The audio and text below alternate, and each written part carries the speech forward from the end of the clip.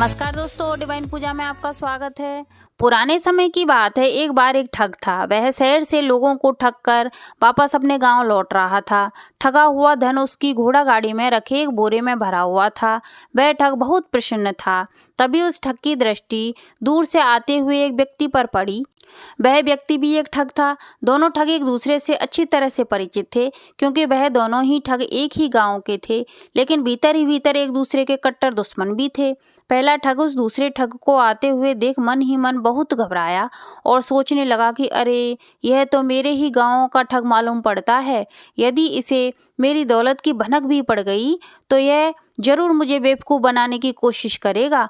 उधर वह दूसरा वाला ठग भी उस पहले वाले ठग को पहचान चुका था और वह दूसरा वाला ठग भी सोचने लगा, ओ, ये तो मेरे ही गांव का ठग है।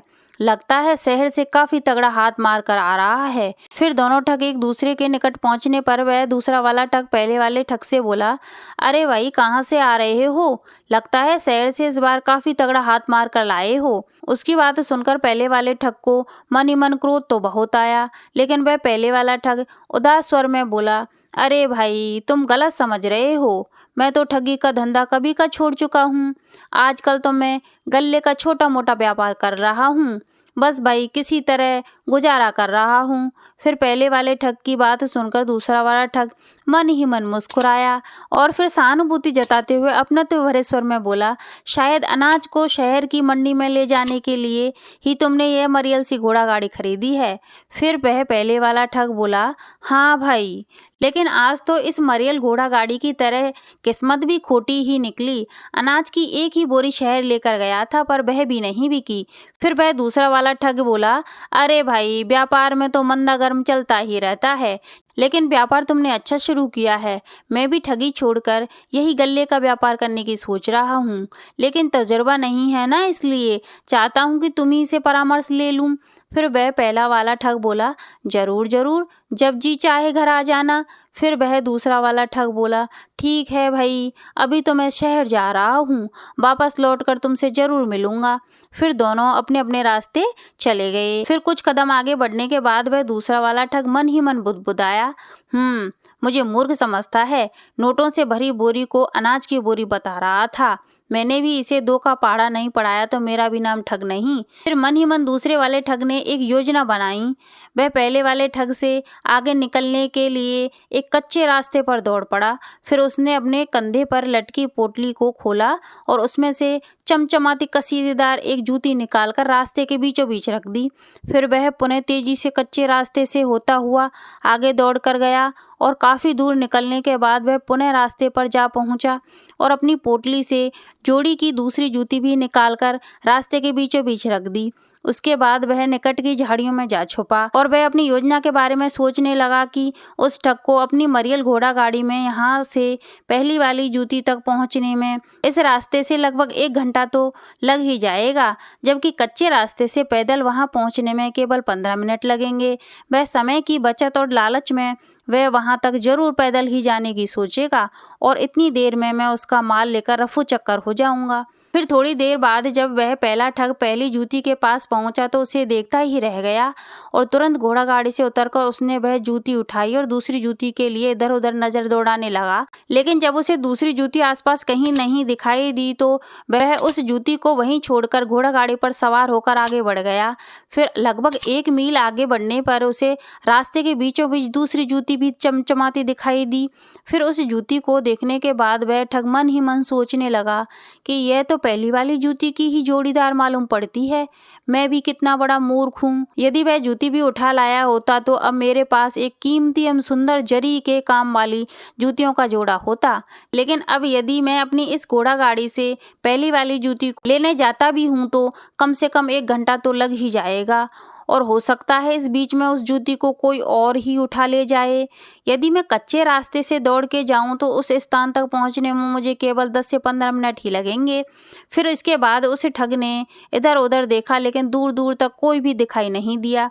तो उसने अपनी घोड़ा गाड़ी को सड़क के किनारे थोड़ा अंदर ले जाकर एक पेड़ के बांध दिया और पीछे की जूती लाने के लिए कच्चे रास्ते पर दौड़ पड़ा। फिर पहले वाले ठग के जाते ही वह दूसरा वाला ठग झटपट झाड़ियों से बाहर आया और नोटों से भरी बोरी को अपने कंधे पर लादा और सरपट अपने घर की ओर दौड़ पड़ा। घर पहुंचकर उसने अपनी पत्नी को सारी बात बताई। फिर शीघ्रता से अपनी पत्नी से बोला, अब तुम जल्दी से सारा धन भूसे के ढेरे में छुपा दो, मैं बाग के अंधे कुएं में जाकर छुप जाता हूँ। और वह ठग आए तो कह देना कि वो तो शहर गए हैं, अभी तक लौट कर नहीं आए। पत्नी बोली, ठीक है, तुम किसी भी बात की चिंता मत करो, मैं सब संभाल लूंगी। उधर जब वह पहला वाला ठग जूती को लेकर वापस लौटा तो घोड़ागाड़ी से नोटों की बोरी को गायब पाकर उसे झटका सा लगा, लेकिन शीघ्र ही उस ठग को सारी बात समझ भी आ गई। फिर उस घोड़ागाड़ी पर सवार होकर उस दूसरे वाले ठग के घर की ओर चल पड़ा। काफी देर बाद वह शाम को उस दूसरे वाले ठग के घर पहुंचा। घर पर पहुंचकर उसने उस दूसरे वाले ठग की पत्नी से उस ठग के बारे में पूछा तो उसकी पत्नी ने कहा कि वो तो शहर से अभी तक लौटे ही नहीं। फिर वह पहला वाला ठग समझ गया था कि उस दूसरे वाले ठग की पत्नी झूठ बोल रही है। फिर कब तक छुपेगा, मैं भी पता लगा कर ही रहूंगा। यही सोचता हुआ वह पहला वाला ठग दुखी होता हुआ वापस चला गया। फिर उसके बाद वह पहला वाला ठग उस दूसरे वाले ठग के घर रोज आता और उसकी पत्नी से रोज पूछता, पर सदा उसे एक ही उत्तर मिलता कि वह अभी तक लौटे ही नहीं भैया। और वह पहला वाला ठग निराश होकर वापस लौट जाता। कुछ दिन बीतने के बाद पहले वाले ठग ने दूसरे वाले ठग की पत्नी पर नजर रखना शुरू कर दिया और एक दिन पहले वाले ठग ने देखा कि दूसरे वाले ठग की पत्नी एक पोटली हाथ में लेकर कहीं जाती हुई दिखाई दी। फिर वह पहला वाला ठग दूसरे वाले ठग की पत्नी के पीछे पीछे हो लिया।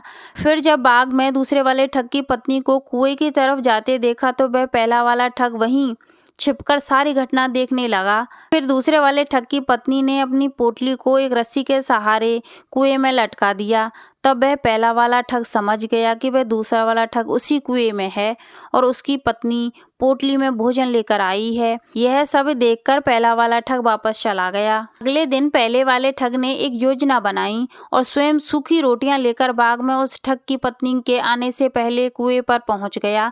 फिर उसने भी पोटली रस्सी के सहारे कुएं में लटकाई और दूसरे वाले ठग की पत्नी की आवाज निकालता हुआ बोला, रोटियां ले लो जी। दूसरे वाले ठग ने तुरंत पोटली रस्सी से खोल ली, किंतु पोटली में सूखी रोटियां देखकर वह क्रोध से चीख कर बोला, अरे कमबख्त, आज ये सूखी रोटियां क्यों ले आई? क्या घी का अकाल पड़ गया था?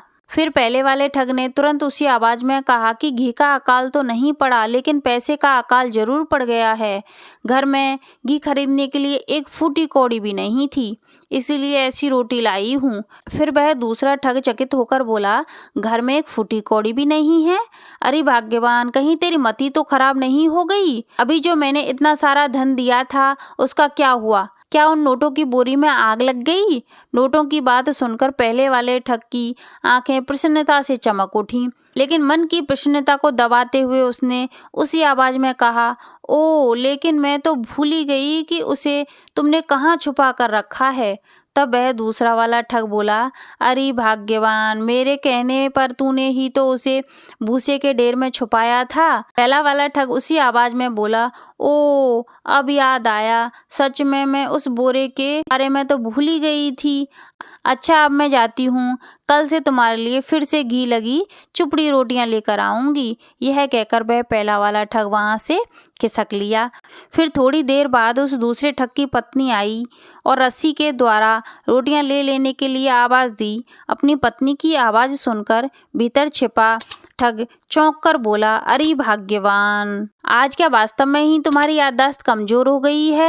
अभी अभी तो तुम मुझे रोटियां दे गई थी, अब दोबारा क्यों ले आई?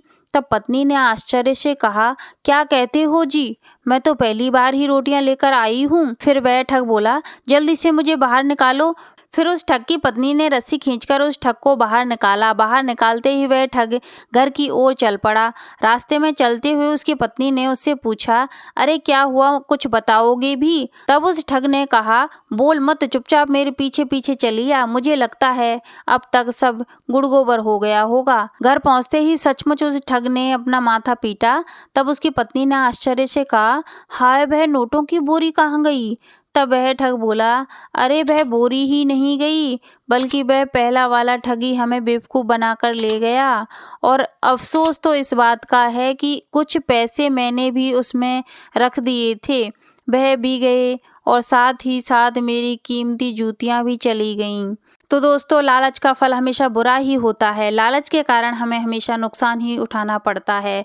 तो आज के लिए बस इतना ही। आगे मिलते हैं कोई नई कहानी के साथ।